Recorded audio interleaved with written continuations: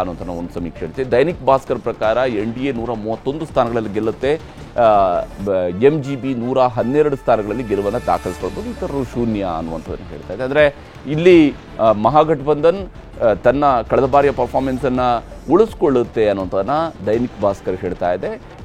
NDA 131 ಸ್ಥಾನಗಳಲ್ಲಿ ಗೆಲುವನ್ನು ದಾಖಲಿಸ್ಕೊಳ್ಳುವಂತೆ ಕಳೆದ ಬಾರಿಗಿಂತೂ ಕೂಡ ಜಾಸ್ತಿ ಸೀಟ್ಗಳನ್ನು ಈ ಬಾರಿ NDA ಗಳಿಸಬಹುದು ಅನ್ನೋ.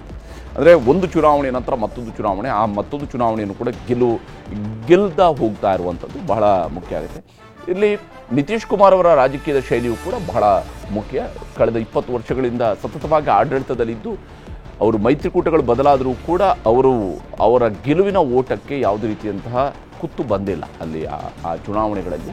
ಈ ಬಾರಿಯೂ ಕೂಡ ಅದೇ ಕಮಾಲ್ ಮಾಡ್ತಾರೆ ಅನ್ನುವಂಥದ್ದರ ಬಹಳಷ್ಟು ಸಮೀಕ್ಷೆ ಏಜೆನ್ಸಿಗಳು ಹೇಳ್ತಾ ಇದ್ದಾವೆ. ಪೀಪಲ್ಸ್ ಇನ್ಸೈಟ್ ಅದು ಕೂಡ ಹೇಳ್ತಾ ಇದೆ 133ರಿಂದ 148, NDA 87ರಿಂದ 102 ಸೀಟ್ಗಳಲ್ಲಿ ಮಹಾಗಠಬಂಧನ್ ಗೆಲುವನ್ನು ದಾಖಲಿಸ್ಕೊಳ್ಬಹುದು ಅಂತೇಳಿ. ಕೇಶವ ಪ್ರಸಾದ್ ಅವರೇ, ಯಾವ ರೀತಿಯಾಗಿ ಸಮೀಕ್ಷೆಗಳ ವರದಿಯನ್ನು ನೀವು ಅಂದಾಜಿಸ್ತೀರಿ? ಎಷ್ಟರ ಮಟ್ಟಿಗೆ ಇದು ನಿಮ್ಮ ಲೆಕ್ಕಾಚಾರದ ಅಥವಾ ನಿಮ್ಮ ನಿರೀಕ್ಷೆಯ ಪೂರಕವಾಗಿದೆ ಅಂತೇಳಿ ಅನ್ಸುತ್ತೆ ನಿಮಗೆ? ನೋಡಿ, ನಮ್ಮ ನಿರೀಕ್ಷೆ ಈ ಏನು ಎಕ್ಸಿಟ್ ಪೋಲ್ ಬಂದಿದೆಯೋ ಅದರ ಪ್ರಕಾರನೇ ಇದೆ. ನಮ್ಮ ರಾಷ್ಟ್ರೀಯ ನಾಯಕರೆಲ್ಲರೂ ಕೂಡ ಮಾತನಾಡುವಾಗ 140ಕ್ಕಿಂತ ಕಡಿಮೆ ನಾವು ಬರಲ್ಲ ಅಂತ ಹೇಳಿದ್ದಾರೆ. 160ರಿಂದ 180ಕ್ಕೆ ಹೋಗುವಂಥ ಸಾಧ್ಯತೆಗಳು ಇದೆ ಅನ್ನುವಂಥದ್ದನ್ನು ಹೇಳಿದ್ದಾರೆ. ಈ ಬಾರಿ ಹೆಚ್ಚು ಮತದಾನ ಆಗಿರುವಂಥದ್ದು ಇದಕ್ಕೆ ಪುಷ್ಟೀಕರಣವಾಗಿ ನಿಂತಿದೆ. ಏಕೆಂದರಲ್ಲಿ ಮಹಿಳೆಯರು ತುಂಬ ದೊಡ್ಡ ಪ್ರಮಾಣದಲ್ಲಿ ಈ ಬಾರಿ BJPಯನ್ನು ಕೈ ಹಿಡಿತಾ ಇದ್ದಾರೆ. ಹಾಗೆ ಸುಭಾಷ್ ಹುಗಾರ್ ಅವರು ಮಾತನಾಡ್ತಾ ಹೇಳಿದ್ರು, ಹಿಂದಿನ ಇತಿಹಾಸವನ್ನು ನಾವು ನೆನಪಿಸ್ತಾ ಇದ್ದೀವಿ ಅಂತ. ನೆನಪಿಸಲೇಬೇಕು. ಯಾಕೆಂದರೆ 20 ವರ್ಷದ ಹಿಂದೆ ಈಗ ಹುಟ್ಟಿರುವಂಥ ಹುಡುಗನಿಗೆ 18 ವರ್ಷ, 20 ವರ್ಷದ ಹಿಂದೆ ಇಲ್ಲಿ ಪರಿಸ್ಥಿತಿ ಹೇಗಿತ್ತು? ಸಂಜೆ ಆದರೆ ಬೀದಿಗೆ ಬರೋಕ್ಕಾಗ್ತಾ ಇರಲಿಲ್ಲ, ಮತ್ತು ಎಕ್ಸ್ಟಾರ್ಷನ್ ಇತ್ತು, ಮಹಿಳೆಯರನ್ನ ಎತ್ತಾಕೊಂಡು ಹೋಗ್ತಾ ಇದ್ರು.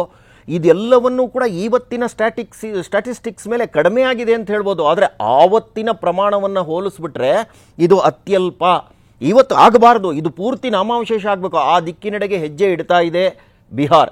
ಹಾಗಾಗಿ ಈ ಎಕ್ಸಿಟ್ ಪೋಲ್ ಏನಿದೆ ಇದು ಸರಿಯಾಗಿದೆ. ಜನತೆ ಈ ಬಾರಿ ತುಂಬ ದೊಡ್ಡ ಪ್ರಮಾಣದಲ್ಲಿ NDAಗೆ ತಮ್ಮ ಬೆಂಬಲವನ್ನು ಕೊಡ್ತಾರೆ.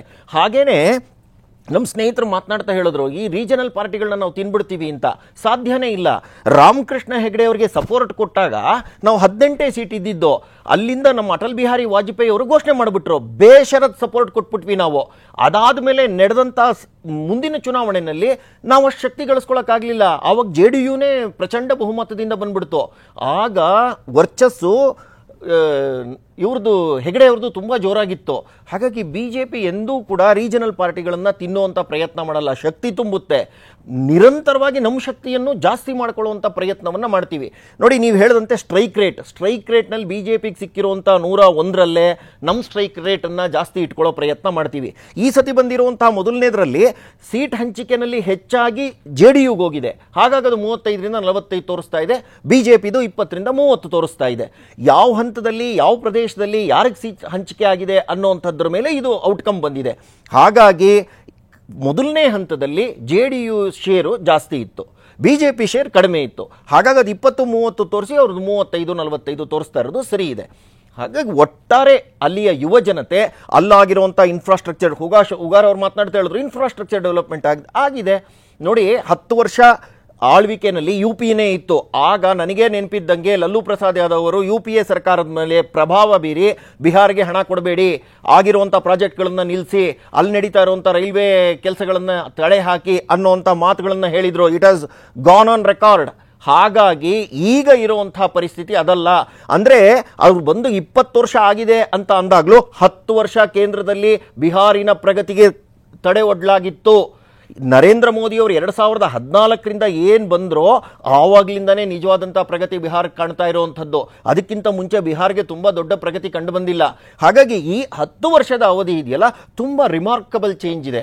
ಇದನ್ನು ನಾವು ಗಮನಿಸಬೇಕು. 10 ವರ್ಷದಲ್ಲಾಗಿರುವಂಥ ರಸ್ತೆಗಳ ನಿರ್ಮಾಣ, ರೈಲ್ಗಳ ಸಂಪರ್ಕ, ಹಾಗೆಯೇ ಏರ್ವೇಸ್ ನಿರ್ಮಾಣ, ಅಲ್ಲಾಗಿರುವಂಥ ಗ್ರೀನ್ಫೀಲ್ಡ್ ಅಭಿವೃದ್ಧಿ, ಹಾಗೆಯೇ ಇಂಡಸ್ಟ್ರಿಯಲಿಸ್ಟ್ನ ಕರೆದು ಅಲ್ಲಿ ಕೊಡ್ತಾ ಇರುವಂಥ ಪ್ರಾಧಾನ್ಯತೆಗಳು. GST ಶೇರ್ ಕರ್ನಾಟಕದ ಹೋಗ್ತಾ ಇದೆ ಅಂತ ಹೇಳಿದ್ರು. ಹೇಗೆ ಸಾಧ್ಯ GST ಶೇರ್ ಕರ್ನಾಟಕಕ್ಕೆ ಹೋಗ್ತಾ ಇದೆ ಅಂತೇಳಿ? BJP ಸರ್ಕಾರ GST ಶೇರ್ನ ಕೊಡಲ್ಲ, ಅದನ್ನು ನಿರ್ಧಾರ ಮಾಡಲ್ಲ. ಅದಕ್ಕಾಗಿ ಫಿನಾನ್ಸ್ ಕಮಿಷನ್ ಇದೆ. ಫಿನಾನ್ಸ್ ಕಮಿಷನ್ನು ಯಾವ ರಾಜ್ಯದಲ್ಲಿ ಎಷ್ಟು ಪಾಪ್ಯುಲೇಷನ್ ಇದೆ, ಅವ್ರದ್ದು ಫಾರೆಸ್ಟ್ ಎಷ್ಟಿದೆ, ಅದ್ರ ಜೊತೆಗೆ ಅವರ ಬೇರೆ ಬೇರೆ ಮಾನದಂಡಗಳು ಏನೇನಿದೆಯೋ ಒಂದು 5 ಮಾನದಂಡಗಳಿದೆ. ಆ 5 ಮಾನದಂಡಗಳ ಮೇಲೆ ಅದನ್ನು ಕೊಡ್ತಾರೆ. ಅದನ್ನ ನಾವು ಸಮರ್ಪಕವಾಗಿ ಅವ್ರ ಮುಂದೆ ಇಡಬೇಕು. ಇಟ್ಟು ಇಲ್ಲ ಸರ್ ಇದು ವ್ಯತ್ಯಾಸ ಆಗಿದೆ, ಇದನ್ನ ಮಾಡ್ಕೊಳ್ಳಿ ಅಂತ ಹೇಳಿ